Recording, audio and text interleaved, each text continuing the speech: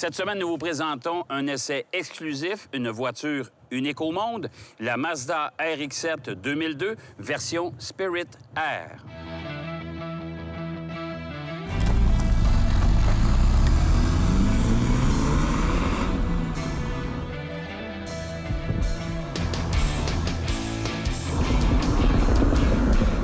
La plupart d'entre vous qui sont passionnés par ce modèle-là, moi, à mon avis, c'est le plus beau modèle de RX qu'on a eu dans l'histoire de Mazda. Cette voiture-là est hyper bien balancée. Ses rondeurs lui font tellement bien. Ça prendrait pas grand-chose pour la rafraîchir un peu et la remettre au goût du jour. Même à l'intérieur, on pourrait tout simplement lui rajouter une petite touche de modernité. Ça prendrait pas grand-chose. Même que celle-là, avec les cadrans tout blancs, les fonds de cadran tout blancs, ça lui donne un certain cachet. Et on aurait même redessiné peut-être une partie de la planche de bar ici au centre. Ça permettrait de pouvoir intégrer un système multimédia. Ça serait intéressant, honnêtement. Évidemment, il faudrait rajouter un endroit pour mettre les portes-gobelets, parce que, bon, porte-gobelet, ça fait partie des équipements de série d'à peu près tous les véhicules aujourd'hui. Bien sûr, le moteur rotatif, malheureusement, n'est plus au goût du jour. Ça, c'est bien dommage. Mais le moteur rotatif, c'est maintenant terminé. On parle chez Mazda de ramener le moteur rotatif, mais sous forme d'un espèce de mini-générateur pour des voitures hybrides rechargeables. Mais pour le reste,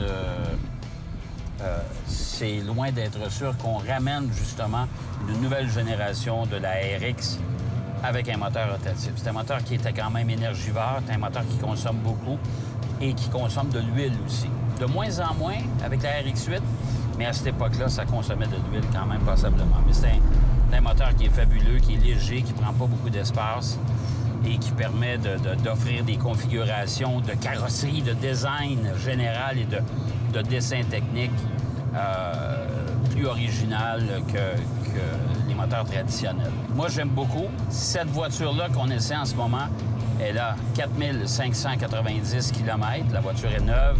On voit la suspension est encore très rigide, bien calibrée. La voiture va super bien. Et ça, c'est une sacrée bonne nouvelle pour les gens de Mazda qui en prennent bien soin. Cette voiture-là est remisée, mais elle est roulée régulièrement par le responsable, justement, des 80 quelques voitures qui sont dans le sous-sol du centre de recherche et développement de Mazda à Irvine, en Californie. J'aime beaucoup cette voiture-là. J'aime beaucoup cette voiture-là pour bien des raisons, particulièrement pour son design. C'est une voiture qui est hyper réussie. Honnêtement, là, c'est vraiment une voiture qui ne vieillit pas. En tout cas, du moins, qui vieillit bien. Il n'y a pas une voiture qui date de 2002, qui a 16 ans maintenant. Bien, la boîte de vitesse offre encore autant de précision que les modèles d'aujourd'hui. Rapport peut-être moins court, si on s'entend là-dessus. Et c'est une boîte 5 rapports. Aujourd'hui, ça n'existe plus, c'est du 6 rapports. Mais bien étagé, bien équilibré. Encore une fois, le seul défaut des moteurs rotatifs aussi, c'est le couple. Alors là, je suis en 4e rapport et c'est difficile à... On voit que ça manque un peu de puissance pour grimper les montagnes ici de la région d'Irvine, en Californie. Alors, mais pour le reste, c'est un moteur qu'on peut faire monter très haut en révolution. Et pour ajouter de la puissance, bien, tout ce qu'il y a à faire, c'est d'ajouter des rotors. Eh oui! Cette Mazda RX-7 Spirit R était et demeure un véritable bijou. À preuve, le nouveau patron de Mazda pour les États-Unis l'a adopté pour notre plus grand bonheur.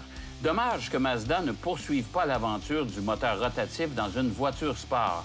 Ce qui est certain, c'est que nous avons pu mettre la main sur cette pièce unique et d'avoir pu vous la présenter. Cette Mazda n'a pas de prix. Cette émission vous a été présentée par Total Quartz et Ici Pneus, centre de l'auto.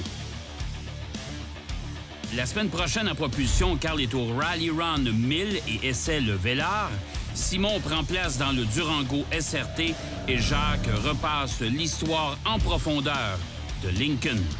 Aujourd'hui, dans ma collection, l'Acura Integra Type R 1997. une sportive d'exception, réputée pour ses sensations fortes, pour sa puissance et surtout pour sa légèreté. Elle était moins luxueuse, mais plus légère que les autres Integra, et ça faisait en sorte qu'on avait des performances hallucinantes, un 0-100 sous la barre des 7 secondes et des accélérations foudroyantes. C'était assez bruyant, mais assez performant, et aujourd'hui, c'est une des Integra qui sont les plus recherchées sur le marché. D'ailleurs, on a vendu récemment à Lancan Barrett Jackson un exemplaire de cette voiture-là pour 68 000 américains.